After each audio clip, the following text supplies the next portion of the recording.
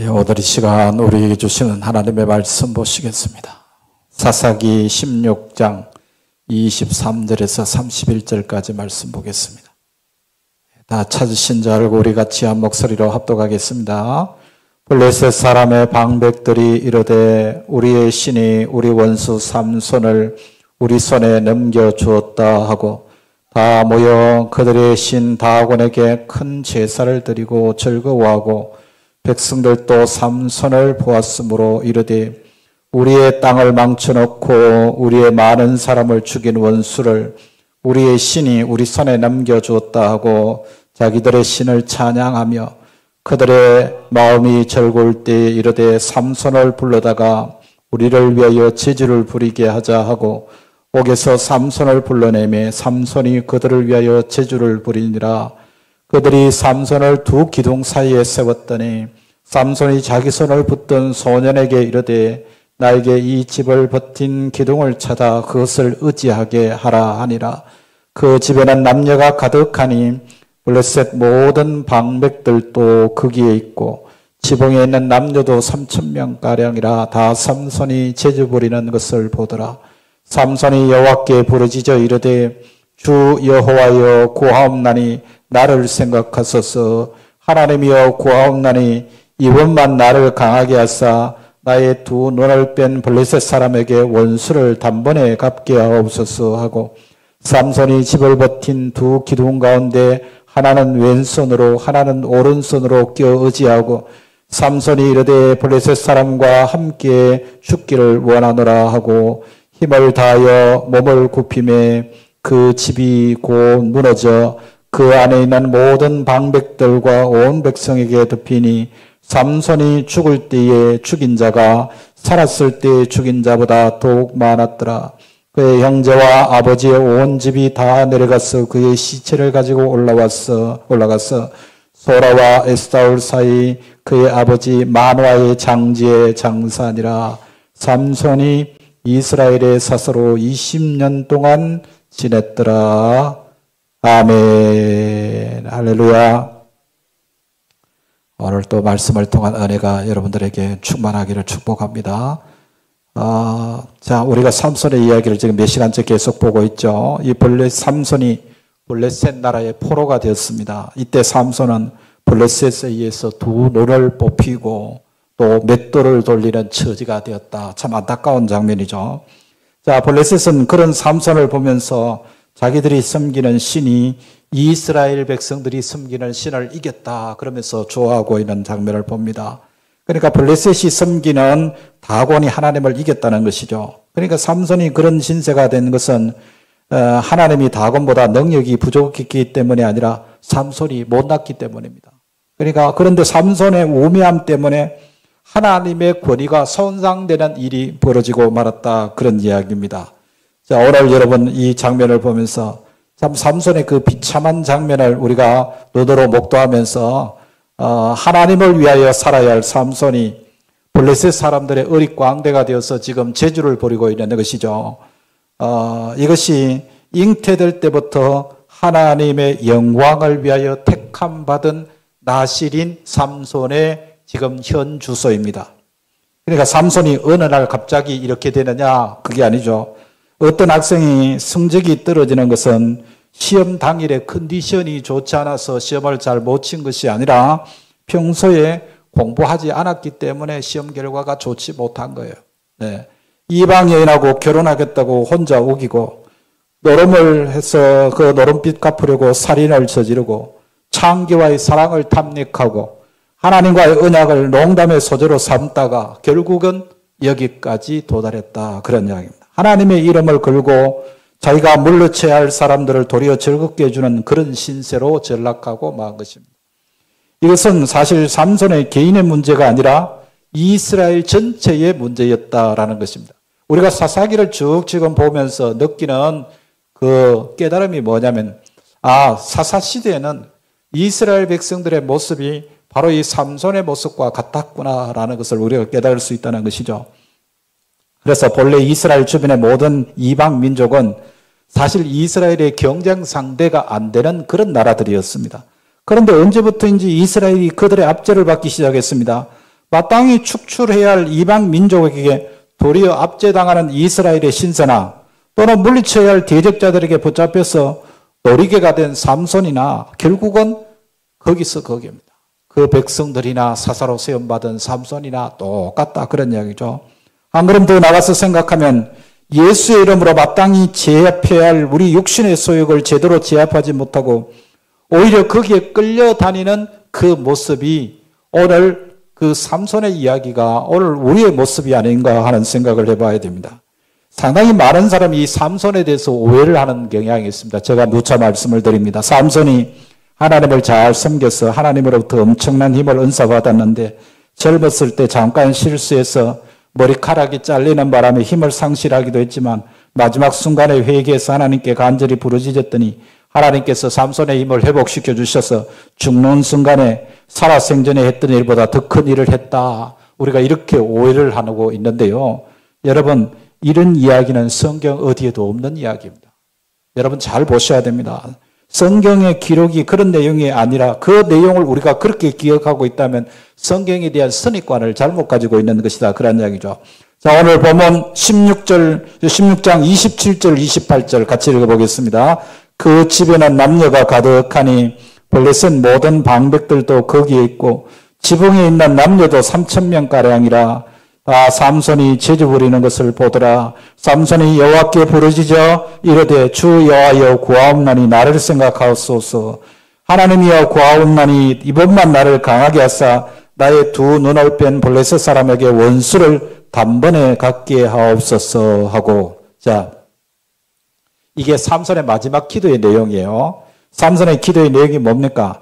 자기에게 맡겨진 이스라엘의 장래를 위해서 기도하고 있습니까? 아니면 자기의 개인적인 원한을 놓고 기도하고 있습니까? 그럼 잘 보세요. 뭘 놓고 기도합니까? 이스라엘의 장래를 걱정하는 사사의 입장에서의 하나님 앞에 드리는 기도입니까? 개인적인 원한에 맺힌 그런 기도를 드리고 있는 겁니까? 삼손은 마지막 순간까지 하나님의 나라와 하나님의 의 그리고 하나님으로부터 받은 그 소명에는 전혀 관심이 없고 오직 자기의 개인적인 감정의 문제만을 지금 이야기하고 있을 뿐입니다. 그러니까 블레셋 사람들이 어떻게 해서 삼손을 두 눈을 뺀 원수입니까? 사실 이 블레셋은 이스라엘의 국가적인 원수입니다. 그렇죠? 더 나아가면 하나님 나라 원수이죠. 하지만 삼손에게 있어서 그 블레셋 나라가 자기 나라의 원수가 된다, 하나님 나라의 대적이 된다는 그런 생각을 가지지 않았습니다. 단지 지금 자기가 품고 있는 생각은 자기 두 눈을 뺀 자기의 개인적인 원수로만 생각하고 있는 것이죠. 자, 이어서 30절 말씀 보겠습니다. 같이 읽어봅시다. 삼손이 이르되 블레셋 사람과 함께 죽기를 원하노라 하고 힘을 다하여 몸을 굽히매 그 집이 곧 무너져 그 안에 있는 모든 방백들과 온 백성에게 덮이니 삼손이 죽을 때에 죽인 자가 살았을 때에 죽인 자보다 더욱 많았더라. 자, 삼손의 마지막 소원은 고작해야 자기의 두 눈을 뺀 원수인 블레셋 사람과 함께 죽는 것이었다는 거예요. 그러니까 이스라엘의 전망을 어깨에 짊어지고 원수의 나라인 블레셋과 싸워야 할 삼손이 고작해서 자기 두 눈 뺀 원수와 함께 죽기를 소원했다는 것은 참 안타까운 일입니다. 그러니까 일평생 하나님과 함께 사는 것을 소망해야 할 삼손이 자기의 개인적인 원수와 함께 동반 자살하는 것을 소원 삼았다. 그런 이야기입니다. 그는 자기의 일생을 통해서 배운 것이 아무것도 없었다. 그런 이야기. 이게 얼마나 안타까운 일입니까? 삼손이 얼마만큼 복된 모습으로 그의 인생을 시작했습니까? 우리가 앞서 보았던 대로 하나님의 사자가 친히 나타나서 그의 출생을 예고할 정도로 하나님께 택함 받아서 이미 태어날 때부터 하나님의 택함으로 태어난 생명입니다. 그리고 그의 힘은 누구보다도 세상에서 가장 굉장히 뛰어났고 또 지혜도 뛰어난 그런 사람입니다. 300마리 되는 여우를 산채로 잡는 일을 과연 누가 할 수 있겠습니까? 삼손은 살아있는 여우를 산채로 300마리나 잡은 사람입니다. 하나님께서 그에게 주시지 않은 것이 아무것도 없을 정도로 정말 하나님께서 주시는 힘과 능력으로 살았던 사람이 삼손 아닙니까? 이 모습은 예수의 보혈로 구원을 얻은 우리의 모습을 그대로 예표합니다. 하나님께서 우리의 인생에 어떤 복을 주셨습니까? 우리가 땅에서 매면 하늘에서도 매일 것이고 우리가 땅에서 풀면 하늘에서도 풀립니다. 우리가 입을 열어 복음을 전하면 죽었던 영혼들이 살아와 주님 앞으로 돌아옵니다. 이 세상에서 오직 우리만 하나님의 아들이고 오직 우리만 하나님의 딸입니다. 이 놀라운 복을 저와 여러분이 받았습니다. 그래서 에베소서 1장 3절 4절에 보면 하나님께서는 하늘에 속한 모든 신령한 복으로 우리에게 복 주셨다고 말씀하셨습니다. 그런 복을 주시기 위해서 창세전에 우리를 예정하셨습니다. 우리 생각에는 어느 날 친구 따라 우연히 교회에 나와서 예수 믿게 된 것이라고 생각할 수 있지만 그게 아니라 하나님의 치밀하신 경륜과 간섭이 창세전부터 작용해서 우리가 구원 얻은 하나님의 자녀가 된 줄로 믿습니다. 사람들은 어떤 일을 계획해도 1년 전에만 계획을 하더라도 그 계획을 치밀하게 계획을 세웠다 그렇게 이야기하지 않습니까? 10년 전에 계획을 세웠으면 어떻게 됐습니까? 그것은 더 어마어마한 일이겠죠. 하물며 하나님께서는 나 같은 존재를 하나님의 자녀 삼으시고 영생하는 복을 주시기 위해서 만세전에 하나님께서 창세전에 우리를 준비하셨다고 말씀하셨습니다. 그러니까 하나님께서는 천지를 창조하신 능력과 동일한 능력으로 우리를 구원하신 것이에요. 이걸 여러분이 깨닫고 믿고 삽니까? 그래서 우리가 하나님의 자녀가 되었습니다. 이런 복과 은혜로 지금까지 왔으면서도 우리 인생이 무엇을 위해서 존재하는지를 전혀 무지한 채 자기 감정과 기분을 따라서 신앙생활하는 모습이나 나시린으로 버림받았으면서도 하나님께로부터 받은 소명에는 아무런 자각 없이 지멋대로 살다가 인생 망친 삼손이나 결국 같은 류의 사람이다. 그런 이야기입니다. 여러분, 삼손이 받은 은사만 특별하고 놀라운 것이 아니에요. 우리도 전혀 삼손 못지 않습니다. 삼손의 출생을 하나님의 사자가 예언하신 것처럼 우리를 하나님의 자녀로 부르심도 하나님께서 친히 예정하셨어요. 이걸 깨닫는다면 우리는 함부로 살아갈 수가 없어요. 여러분, 이 세상에서 오직 우리만 하나님께로부터 너는 내 것이라고 인침을 받은 존재입니다. 그런 귀한 존재로 부름받은 하나님의 백성들이 이 세상을 살아갈 때는 오로지 자기 자존심 못 내려놓고 자기 기분 따라서 그렇게 신앙생활을 하고 있는 자신을 보면 어떻습니까? 우리는 당연히 우리의 삶이 하나님 보시기에 어떠해야 되는지, 하나님께서 나를 통해서 어떤 일을 하시고자 하시는지에 대한 관심을 가져야 됩니다. 그런데 우리가 신앙생활을 하면서 실제 관심은 언제나 자기 기분이 가장 먼저입니다. 자기가 지금 무엇을 하고 싶은지 언제나 가장 중요한 행동의 근거가 자기 기분 따라서 신앙생활하는 거예요. 아이고, 교회 갔더니 자존심 상해서 나 못 가겠더라. 이런 이야기를 들으면은 목사가 이런 이야기를 들어도 실망이 되는데 하나님께서 이런 말씀을 들으면 뭐라고 하실까 하는 생각입니다.